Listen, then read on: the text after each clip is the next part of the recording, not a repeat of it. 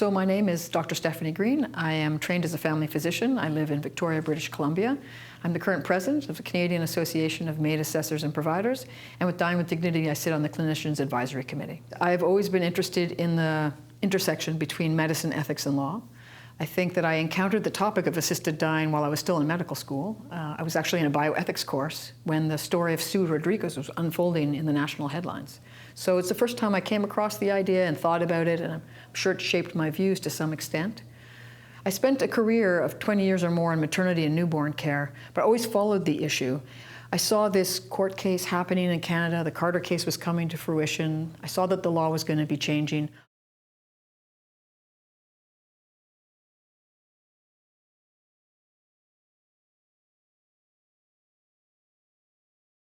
All of this was happening around the same time, and I thought that the idea of assisted dying was really a culmination of the idea of patient-centered care, and I felt that I could really make a difference in helping people who are suffering at end of life.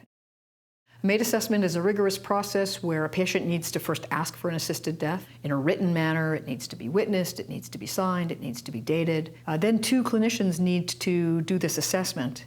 And when I'm doing an assessment, I need to verify whether a patient has met the legal and medical criteria to be eligible for MAID. I will typically gather information and prepare for my first visit. I will gather their health records. So once I feel I'm prepared, then I will meet with the patient and we essentially have a conversation. We essentially talk, and during all that time I'm assessing, do they have a full understanding of what they're asking for? Usually there's a loved one with them, and then depending on where I'm at and where they're at the end of that conversation, I may seek more information from their family doctor, from a primary care physician, from a specialist, from a holistic medical partner, from whichever partner that seems like they have more to add, always with the patient's permission. It looks different for each person. Each assessment is done on a case-by-case basis.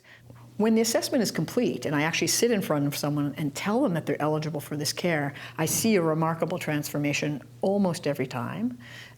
People are really grateful for the conversation, but especially for being given the opportunity to have some agency again, to have the ability to make the decision about whether they're going to have an assisted death, to be empowered by that decision. And I'm convinced that it's therapeutic just to have the conversation and just to tell someone that they are eligible. When I show up for the event itself, I immediately introduce myself and my team. I'm usually with an IV nurse, and I immediately have a conversation, a private conversation with the patient themselves. I have a particular fondness for that conversation. I find it's very raw and very, very honest. I mean, I'm at their home about to help them die. There's no more beating around the bush. I ask them if they've changed their mind, how they feel about their decision, if they're still feeling comfortable going forward. Essentially, I'm trying to ensure that they still want to do this, that they still have capacity to make this decision, and that they're really clear about what's going to happen. And if they still wish to go ahead, they give me consent. I ask my IV nurse to start their IV while I go talk to any gathered guests in a different room, so that they feel they can ask me anything they want. It's pretty profound work, and I don't find it morose or morbid. In fact, at all. It's the fulfillment of what clinicians do. We help people, and it feels to me like that's what this work is.